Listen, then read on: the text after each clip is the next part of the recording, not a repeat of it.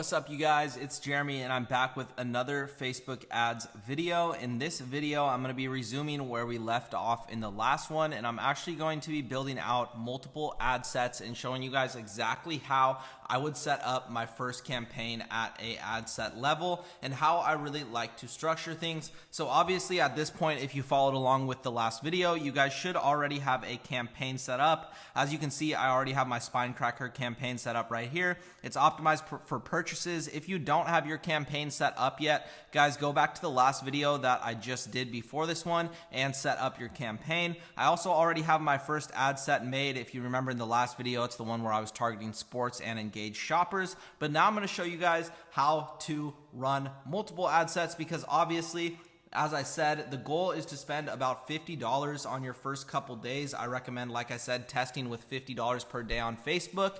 So we obviously are at this point only spending $650, which isn't $50, right? So obviously it means we need more ad sets to get us up to that point where we're spending about $50. If you simply do 50 divided by 650, that'll bring you to about 7.6. So I'm just gonna round down and aim to make 7 ad sets. If I have 7 ad sets that are all spending $650 per day, I should spend right around $50, which is exactly where I like to start out. So all you're gonna do once you have your first ad set set up, like I did in the last video, is you're gonna click duplicate, and then you're gonna go existing campaign, because you already have that campaign set up, and you're gonna click duplicate.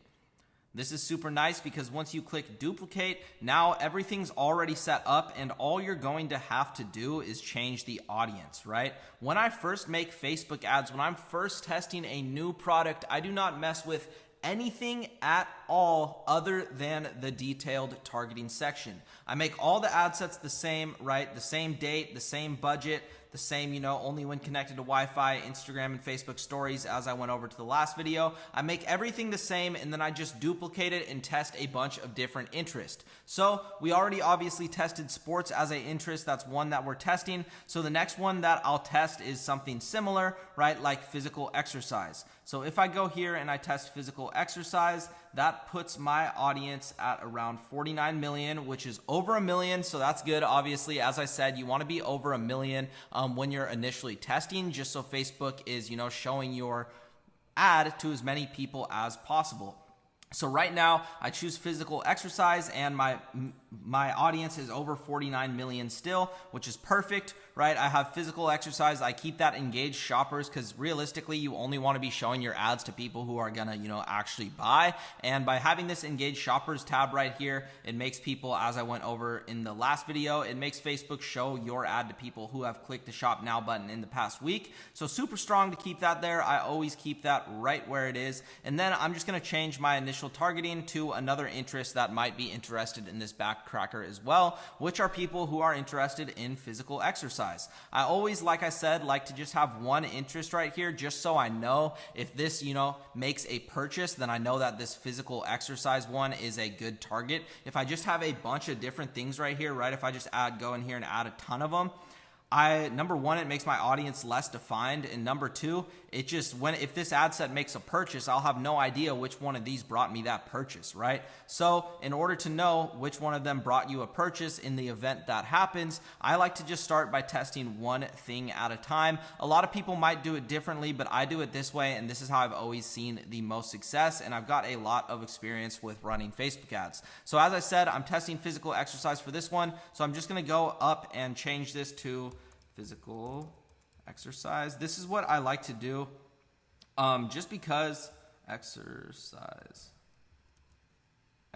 boom, right there. Spinecracker physical exercise. I like to name that physical exercise, so then as you can see, after that, we're all set up for this one. So all I'm gonna do is click X, and I'm not gonna publish draft items yet, because we still have to add the ads for these ad sets, which will be in the next video. So I'm just gonna click the X and then just click close. And as you can see right here, it pops up physical exercise. So then I know if I ever see this campaign make a purchase, I know right away from just looking at it, I don't have to go inside the ad. I know right away from just looking at it that it's targeting physical exercise. Right in here, this one's obviously targeting sports, so I'm going to change that name to sports.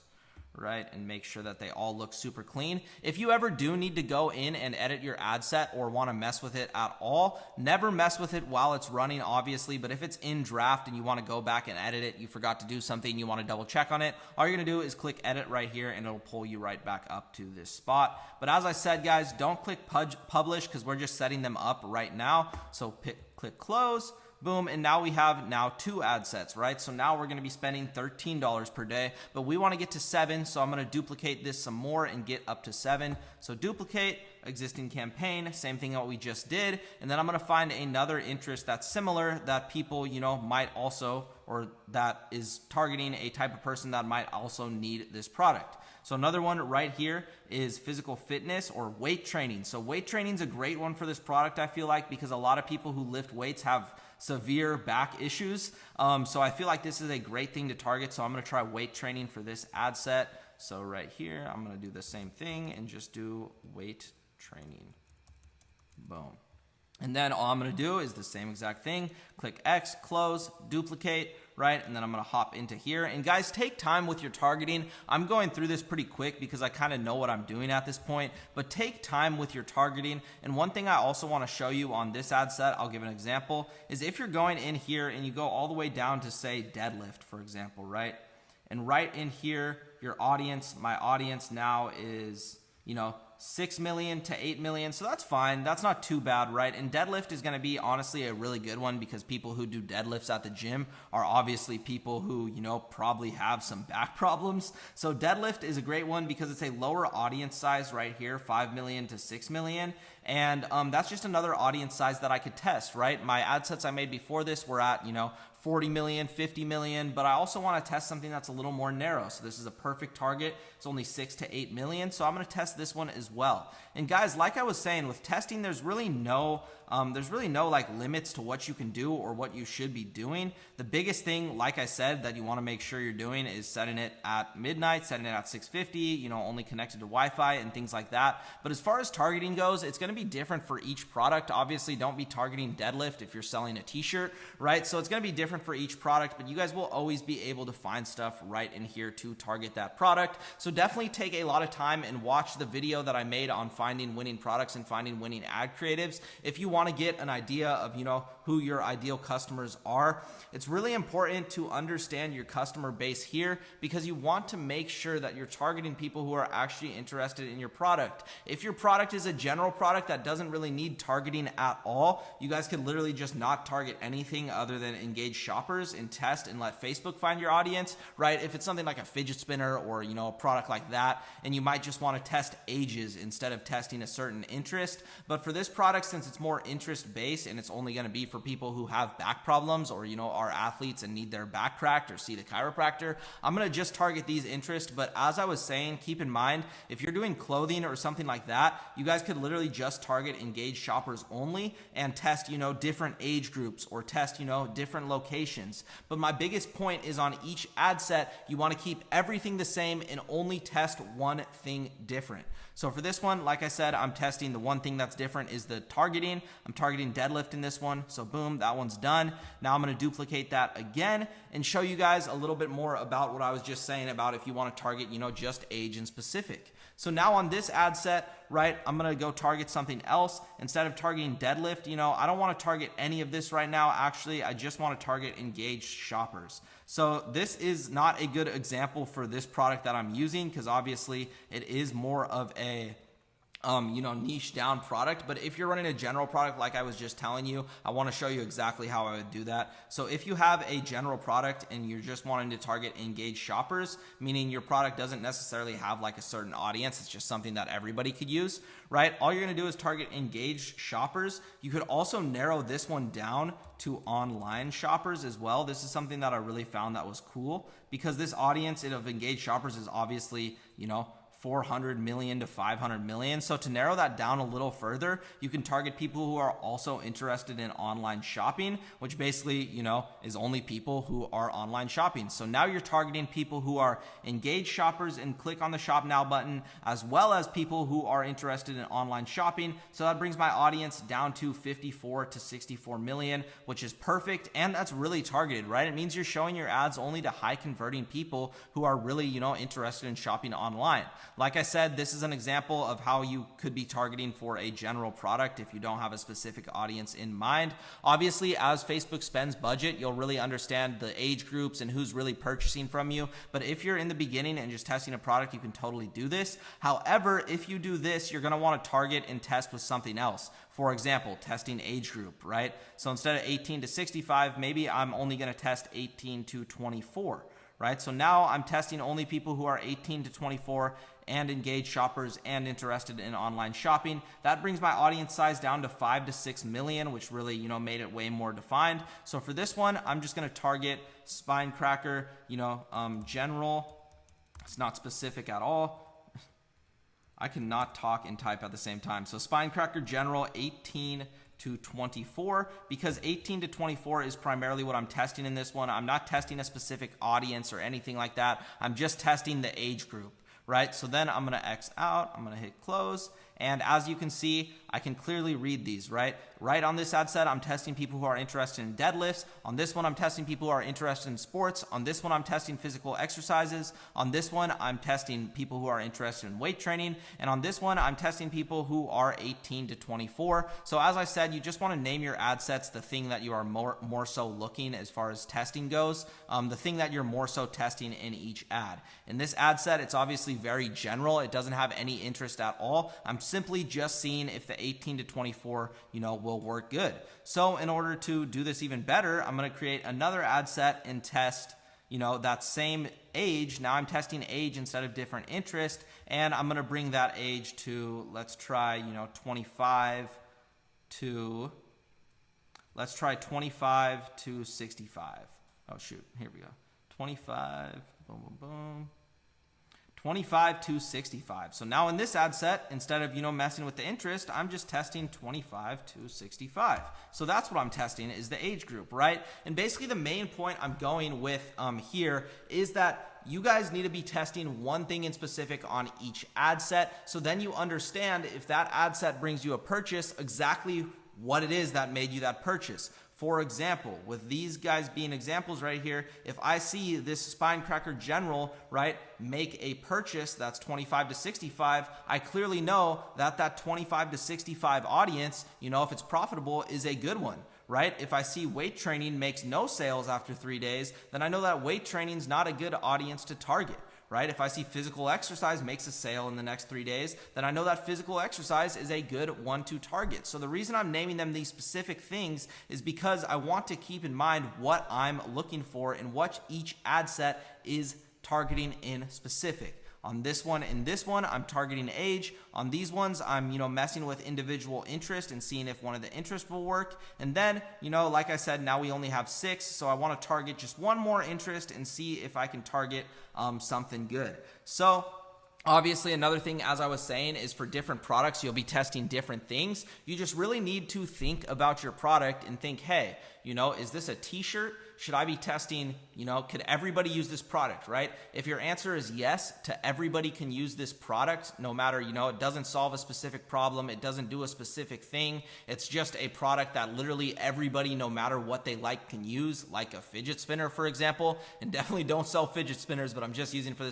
this for an example. If it's something like a fidget spinner, you're obviously not going to really be able to target interest too much. You're just going to target different age groups, different locations, and different ages, right, at the end of the day. So for a product like that, you're going to be targeting more ages. For a product like this Spinecracker that's more specific, I'm going to want to test individual interest more so than I'm going to want to test age, because the interest of this product matters more than the age, right? Because 18-year-olds could have back problems, 65-year-olds could have back problems, but they have to be 18-year-olds and 65-year-olds that are interested in a certain thing in order to like this product versus, you know, a clothing brand where you're selling t-shirts and everybody could wear them, and, you know, the person doesn't necessarily have to be interested in a specific thing. But as always, like I said, you can test both like I'm doing in this campaign, showing you guys a little bit of age testing and a little bit of interest testing just so you guys can kind of see. But my biggest point there is I only change one thing per new ad set that I make. I'm not just making a whole new ad set every time and testing a bunch of different things,